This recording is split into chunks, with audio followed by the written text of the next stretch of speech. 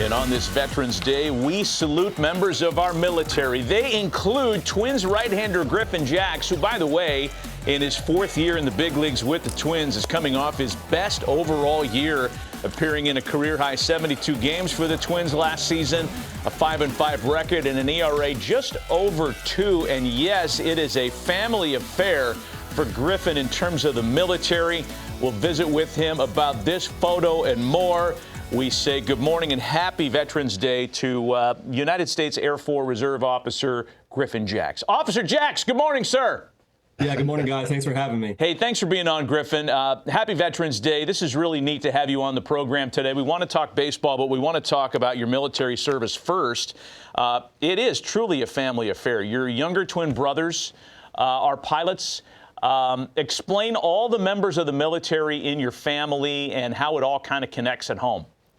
Yeah, so it starts with me. No previous family military history before me, but I was the first to go to the Air Force Academy, and my twin brothers, they saw kind of the opportunities that came with that. So I think they got super excited and interested from the get-go. And weirdly enough, we all three met our wives there. So all three of us are married to an Air Force graduate as well. Amazing. I love that. Absolutely love that. You know, Griffin, I'm intrigued by how, first of all, thank you for your service, and going to the academy is so impressive, all of our academies. But the opportunity normally in years past, a while ago, was that you had to do your commitment and then whatever that sport, you know, you'd move on to play a professional sport, right? Yep. But it was a little different for you after you were drafted in 16 and you were able to play. Could you just share how that process was a little quicker? Yeah, it's still kind of a interesting situation. So the ruling has always changed every couple of years, kind of just depends on who's in office and what the president is going to be at that moment. But when I was there, the understanding was you can get drafted through any sport and go represent the Air Force through your professional sport. But roughly about the month before I graduated, I was told I have to serve a minimum of 2 years. So yeah, I was drafted in 2016, but really missed most of 17 and a majority of 18 before getting to rejoin in 2019 to start my minor league career. Hey, Griffin, the obvious, from the outside looking in, we would assume that your military service, the dedication, the discipline that you have to exercise doing that would lend itself really nicely to being a pro athlete. Other than those obvious things, how does your military background benefit your baseball career? I think it pushes me in the way that I know what is on the other side of a professional career. And to me, having experienced, a relatively normal work life, going to an office and working in an Air Force base, I'd rather be playing professional baseball. So it's pushing me pretty much every single day to continue doing what I'm doing so I can do it as long as I can. Was that you up in the air that we just saw that photo of? Yeah, that was me. I was in an F-16 there. Got a flight at Luke Air Force Base here in Arizona for about an hour and a half, and it was pretty special. I've passed out just looking at that photo. Did the pilot did he try to catch on the 7Gs or however many? Yeah, he was actually an ex-Air Force baseball guy, 20 years earlier or so. But I think the limit up to that point was roughly 9 Gs. Wow. And we spent the last 20 minutes of that flight trying to hit those 9 Gs, and I blacked out.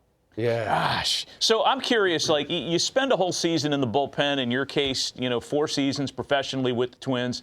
You got a lot of downtime down there, chatting about life and everything. Do your staff mates, teammates ever pick your brain about what it's like in the military?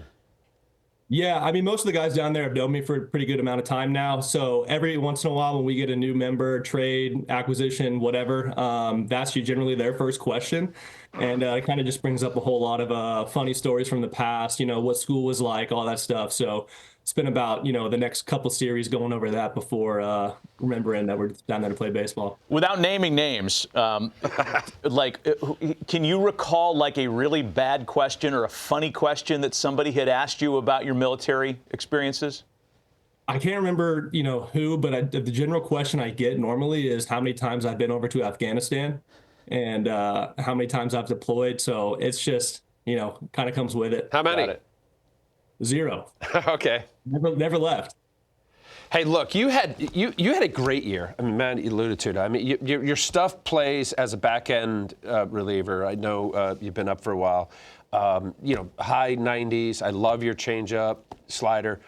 Out of high school, and then even when you made the commitment to the academy, was there a decision after your sophomore year to say, okay, if I go to the next level, it could be a while for me to play professional baseball? Was there any hesitation? I mean, we were just talking about Paul Skeens, after leaving his sophomore year and then went to LSU. Did you have any of that consideration?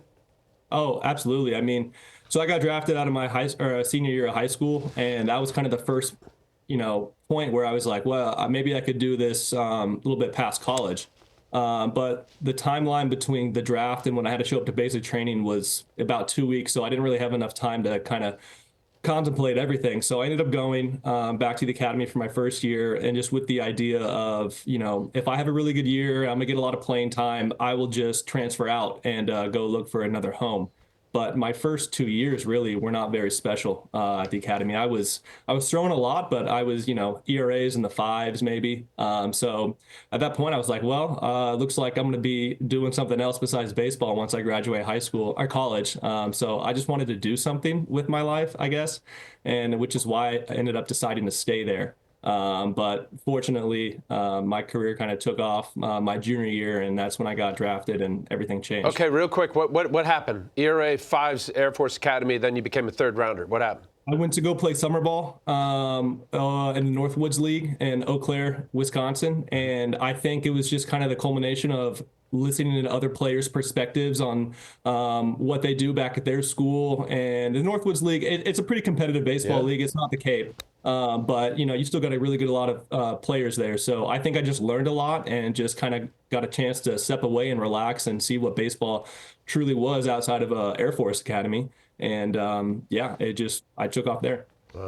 Well, we know that because of your background in the military, because of what you've accomplished as a pro athlete, you're a pretty tough guy. But I want to know, peak Griffin Jax, how would you fare in a battle against this dude? Peak that guy Garth. would run me. That guy would run me into the ground. That's his pops? That's his dad. Wow. Your dad played in the NFL for 10 years, Griffin? Yeah, something like that. He was a monster. Wow. I think he was playing back in the day when, linebackers were playing at 260, 275. Wow. That's great stuff, man. That's really awesome stuff. Hey, we really appreciate the visit this morning.